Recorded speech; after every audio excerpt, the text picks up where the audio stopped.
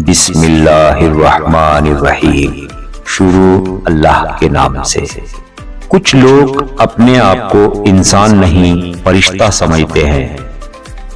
ان کے کام بھی فرشتوں جیسے ہیں، یعنی دوسروں کے گناہوں اور برائیوں کا حساب رکھنا۔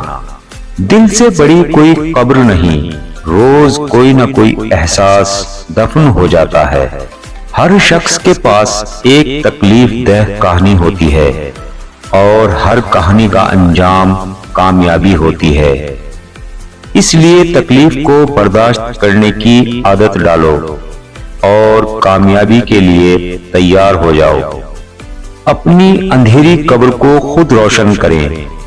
آج زندہ انسان سے کوئی وفا نہیں کرتا، کل مٹی کے ڈھیر کے لیے دعا کون کرے گا؟ انسان ہمیشہ تکلیف میں ہی سیکھتا ہے، خوشی میں تو پچھلے سبق بھی بھول جاتا ہے۔ ہم لوگ نیک بننا نہیں، صرف نیک دیکھنا اور نیک کہلانا چاہتے ہیں، اور یہ منافقت کا سب سے اعلیٰ درجہ ہے۔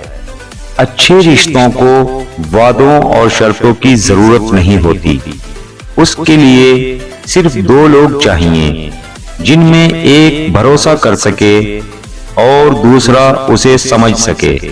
ہمارا گھر چاہے کتنا ہی بڑا ہو اور کپڑے کتنے ہی مہنگے اور خوبصورت ہوں، ہم کتنے ہی امیر ہوں، لیکن ہم سب کی قبریں ایک جیسی ہی ہوں گی۔ ہمیشہ اخلاق سے بات کرو، کیونکہ انسان پر سب سے زیادہ مصیبتیں اس کی زبان کی وجہ سے آتی ہیں۔ وہ بچپن میں ہم کہتے تھے نا کہ لڑائی معاف کرو، اللہ کا گھر صاف کرو۔ اب سمجھ میں آیا کہ اللہ کا گھر تو دل ہے۔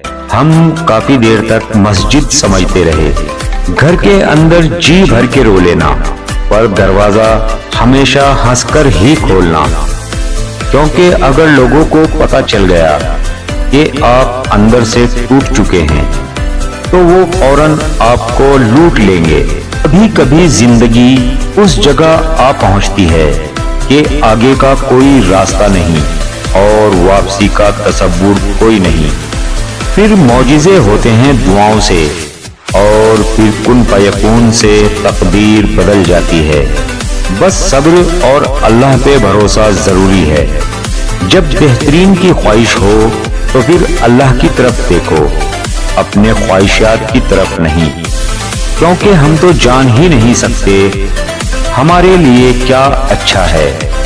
حضرت عثمان غنی رضی اللہ تعالیٰ عنہ فرماتے ہیں، جس انسان کو سال بھر میں کوئی تکلیف، کوئی رنج نہ پہنچے تو وہ جان لے مجھ سے میرا رب ناراض ہو گیا ہے۔ دوستو، اگر ویڈیو اچھی لگی ہو تو لائک اور سبسکرائب ضرور کر دیا کریں، تاکہ ہماری آنے والی ویڈیو آپ تک پہنچتی رہے۔ اللہ حافظ۔